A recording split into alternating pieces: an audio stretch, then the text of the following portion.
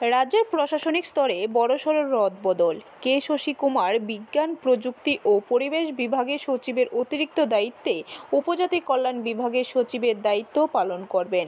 তিনি বিজ্ঞান প্রযুক্তি ও পরিবেশ বিভাগে সচিবের অতিরিক্ত দায়িত্ব থেকে অব্যাহতি পেয়েছেন। IAS ব্রিজেশ পাণ্ডে মুখ্য নির্বাচনী আধিকারিক ত্রিপুরা এবং সচিব ত্রিপুরা সরকার উপজাতি কল্যাণ ইত্যাদি বিভাগকে উপজাতি কল্যাণ বিভাগের দায়িত্ব থেকে অব্যাহতি দেওয়া হয়েছে। চৈতন্য মূর্তি ত্রিপুরা বিজ্ঞান প্রযুক্তি ও পরিবেশ বিভাগের প্রিন্সিপাল সেক্রেটারি গভর্নমেন্ট দায়িত্ব পালন করবেন। ঊনকোটি জেলার জেলাশাসক দিলীপ কুমার চাকমাকে আগরতলা পৌর নিগমের কমিশনার হিসেবে বদলি করা হয়েছে।